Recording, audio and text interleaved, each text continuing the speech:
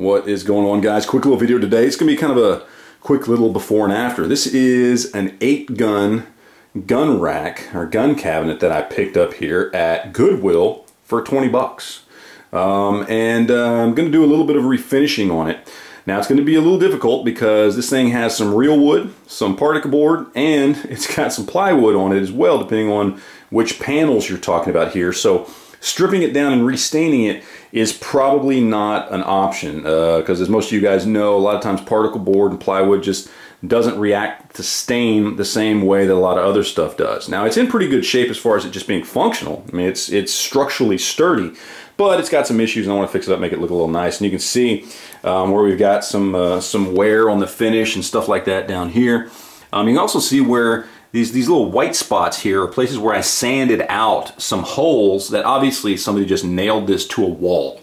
Now, I don't know if they had it like up mounted somewhere or what, but you can see there was just holes and it was all splintered out. So I had to sand those out really good, and I'm going to go ahead and fill them in with wood filler. Now, like I said, probably not going to be able to stain this, so it's probably going to get painted, and I'm probably just going to go with something simple like black. Okay, and you can see here we got some scratches and scuffs on it. Areas like that where it's kind of rough. You can see here on some of these places where the felt is kind of coming off, so I'm going to have to glue that back on. And so just in general, it needs some TLC. Still, like I said, structurally sound, still functional, will still serve as an 8 rifle or 8 shotgun rack, but it needs a little love, so that's what we're going to do with it today. So this is the before on the rifle rack. Stay tuned for the after. Alright guys, real quick, going to break in here and just show you guys something that might be a helpful little trick to some of you out there who may be trying to refinish a piece of furniture or anything like that. I've got the thing turned upside down right now. So this is the rack, it's upside down, and these side panels here that the whole thing rests on, well, they're plywood. And a lot of you guys know when you have plywood on a piece of furniture or something like that, or particle board or anything like that, a lot of times you get this splintering and this frayed bottom piece right here from sitting on the ground. Maybe it gets wet, who knows, just sitting around your house, and a lot of times these things start to crack and splinter along the sides. And the way to fix this is pretty simple. Get yourself a bottle of Gorilla Glue and get yourself a bottle of super glue and mix the two. And you take that mixture and you just basically soak the entire end. Go down about 1.5 inches to 2 inches, soak the sides, soak all along the top, okay, and all along this side here. All right, and then you just kind of wipe it down. And then once it dries, give it an hour or two to dry, you come back and sand it, and then go over it again. Wipe it all down with this mixture, top, sides, back, everywhere. Wipe it down. Once it dries, sand it again. And even though you can see the little cracks, you know, this is where these little cracks, these edges usually pop off and they start to crack and splinter up the side. Okay, this is completely smooth all the way around. All sides, it's completely smooth. And I can sit here, and normally if you did this, these edges would start to crack and pull back, right?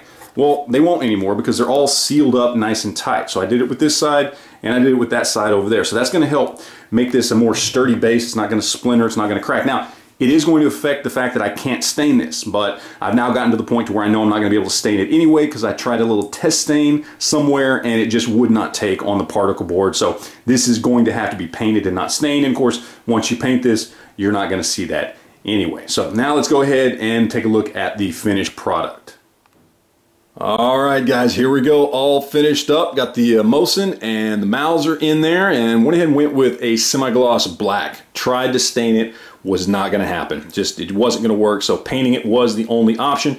Went ahead and went with black just because it pretty much matches anything. Any room I put this in, it's going to look good. Was able to save the felt. I just taped over that before I painted it, and then peeled off the tape when I was done. It took about 2 cans of semi-gloss black Rust-Oleum, and took about 4 coats altogether.